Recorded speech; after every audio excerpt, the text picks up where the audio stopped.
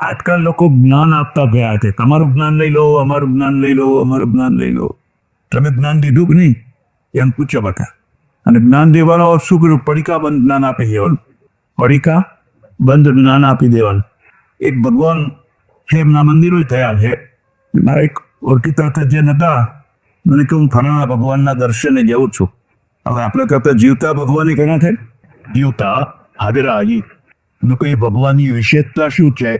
અને કે એમની વિશેષતા છે કે એમના વિચારો ઉપર માથું મૂકીને તમે શરણાગત છું, શરણાગત છું, શરણાગત છું એવું બોલો તો તમારા મોક્ષની બધી જવાબદારી લઈએ. પછી તમારે મોક્ષની બાબતમાં કોઈ ચિંતા કરવાની તો બહુ સારું કહેવાય. તો કીધું એક કામ કરજો, તમે ટીચર ઉપર માથું મૂકી અને જ્યારે હે ભગવાન, હે ભગવાન, હે ભગવાન, હે ભગવાન, તમારા જે કારવો એમ કરી બધું કહો કે જો હમણાં મારે મોક્ષની ઉતાવળ નથી, મારે માથા ઉપર તમાકુનો વેપારી ઉરકવે ને મારા માથા ઉપર 10-12 લાખ રૂપિયાનું દેવું થઈ ગયું છે, એમાંથી મને છુટકારો કરાવ. હા, મને કહે છે તમે બોલતા વાત. એટલે આપણે હમણાં આમાંથી મુક્તિ મેળવો, પછી પેલી મુક્તિ પછી મેળવશું. એ તો હાજે પાછો આવ્યો.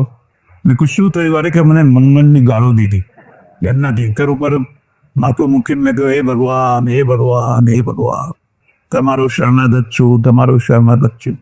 મારે હમણાં મોક્ષની ઉતાવળ નથી, પણ મારા માથા ઉપર 10-12 લાખ રૂપિયા દેવું થઈ ગયું છે ને લેણદારો હેરાન કરે છે, મને એમાંથી છુટકારો અપાવો. એટલે મનની ગાળ. આવી તુચ્છ બાબત લઈને આવો. આવી તુચ્છ બાબત ઉપર અમે ધ્યાન આપતા.